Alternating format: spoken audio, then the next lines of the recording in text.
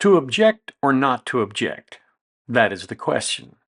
Whether 'tis nobler to allow incompetent evidence in order to play nicely, or, let's talk about that.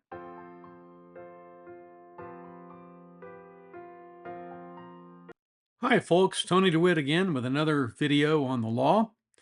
Remember, I don't dispense legal advice here, and this is what we're talking about today.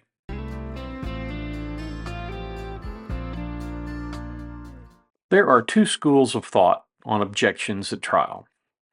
The first is you go along to get along.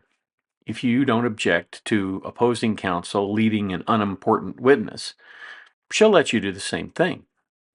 You only object to the important stuff, something that, really prejudices your client. My only problem with that has been that I don't have a crystal ball, and I'm not precognitive, and I just don't have psychic abilities. So, how in the world would you know on day one what's going to be important later on in day 4 or 5 of a trial? The admission of an irrelevant fact, one you didn't object to, can serve as the foundation to admit a worse fact later, and you've already stipulated by your inaction that the line of inquiry is relevant. So you have a problem. Going along to get along, which is what many lawyers actually do, arises out of the idea that if you do this work long enough, you're going to run into Susan over there on the other side again in the future, and you want to have good relationships. Lawyers like this often say things like, I love the work, it's the clients I hate. And if they feel that way, they shouldn't be practicing law, at least not in trial law. And while good relationships during pretrial and discovery are helpful in getting things done, once you're in the octagon, you have to come out swinging. Your client has one shot at this, and he deserves you to give him the full effort, your best effort at trial. Now, I have no doubt that the defense attorney in the Griffith case is sharp. I also see that her lack of objections are probably somewhat tactical. She's not going to be fighting and wasting her powder on the small stuff. She's going to be keeping that powder dry so she can fight on the big stuff. But as appellate counsel, here's what I'd tell you. You're giving up lots of potential trial court error here if you don't make these things count. If you don't get these objections made and on the record, then later on, those errors, which is what they would be, are not going to be appealable. You didn't do anything about them. So you're making it easier in the long run for your client to go after you for ineffective assistance of counsel. That said, let's take a look at some testimony from yesterday, and let's see if there are objections which could have been made and should have been made. Good morning. Good morning, Your Honor. Good morning, Deputy Sharp. May you please introduce yourself to the jury? Yes, sir. Good afternoon, ladies and gentlemen. My name is Deputy Sharp. I work in the Shaw County Sheriff's Office. Your first name, sir? Alexander, sir. Tell the jury about your education, military experience, and law enforcement experience. Okay, the proper objection here is that's a compound question. It's not one question, it's 3 questions about his educational background and his military background and his work experience as a police officer or sheriff's deputy. Those are all 3 questions that are all different, and it allows him to narrate his testimony, which technically is not one of those things that you should do. Do you recall the general neighborhood? Was it single-family houses? Yes, sir. It was a neighborhood of single-family houses in a residential zone of Port Charlotte. And here the objection is leading. You notice that because he asks, was it single-family houses? And of course, the guy repeats back essentially the same thing, the same question. Any question that suggests its answers, it can be answered yes or, maybe. Those are the kinds of things that, for the most part, are leading questions. If it suggests the answer to the interrogatory, then it clearly is a leading question, and that was a leading question.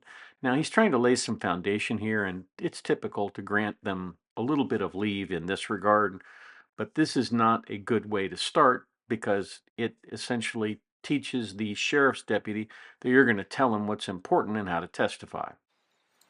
Now, in addition to you and Deputy Jankowski, You mentioned Corporal Moore. Were there any additional law enforcement there you can recall? I cannot recall.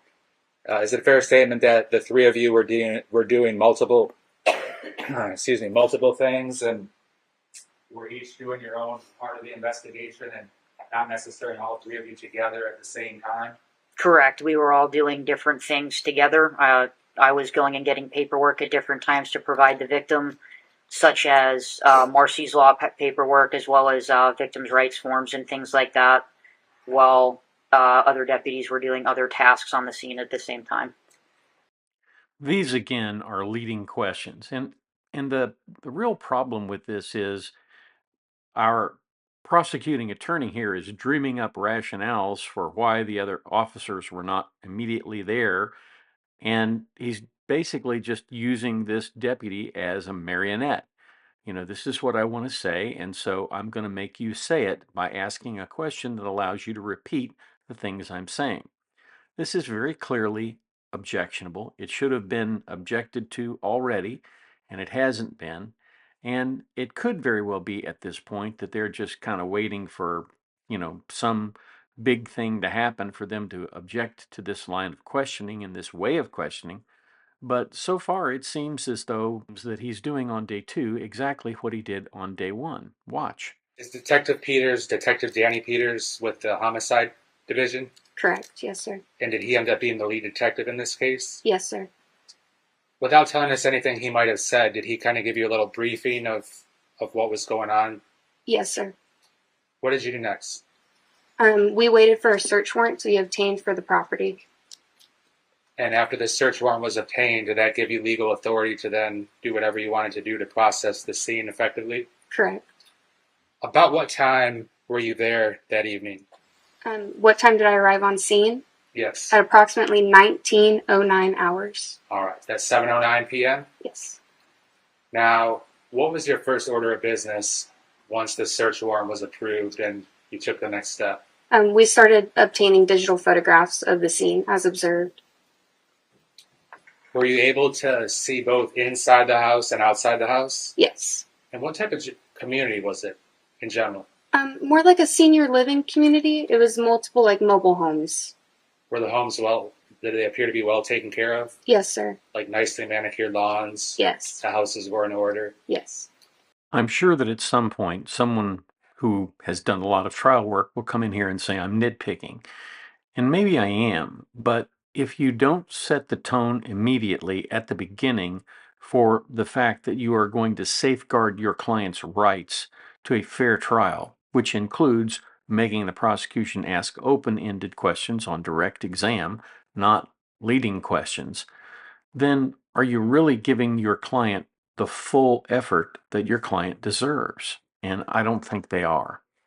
I think in this particular case, they plan to fight on the big stuff, and the strategy seems to be more along the lines of we're going to make this lady out to be a bad person and see what we can do about getting our self-defense issue in front of the jury, and maybe also getting this reduced down to manslaughter.